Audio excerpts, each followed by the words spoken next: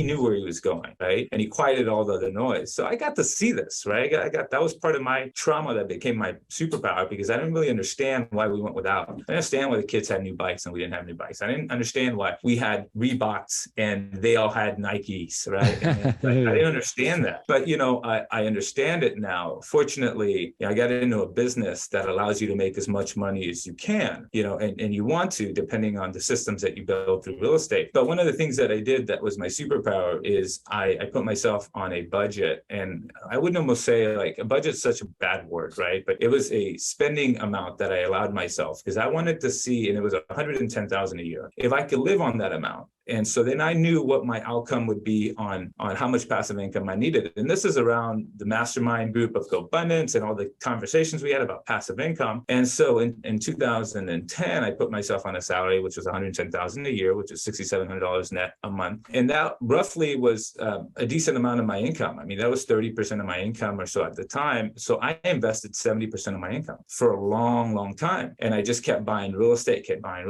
And through the years, my income went up. And the cool thing is my principal stayed the same. And so like last year, my lifestyle cost me probably a little over 400 grand, but still it was only, I invested 80% of my income last year. So, even though like my principles never changed, the tactics changed a bit. And by having a budget doesn't mean that you're stuck in that budget, whether it's 15% or 20% of my income I'm going to have in my lifestyle. No, that could get as abundant as you want it to, as long as your world continues to grow. So as my world continued to grow, my lifestyle continued to grow, but it grew within my parameters. And I've been able to, buy a lot of cool properties. At one point I had 80 California doors, and in 2017, 18, it was really unsexy hitting singles and doubles, buying 1 to 4 units. And then it got sexy as I leveled up, bought 12 units, bought commercial property, ended up buying, 30 plus, 70 plus unit properties, and then ended up getting into riding others' wakes and investing money as an LP just to kind of earn seats at the table and have a front row seat in some of the retail stuff. And then it got really, really sexy, right? So, but that's my story, man. I mean, I'm also the host of the 728 show. So I've been part of GoBundance for 8 years.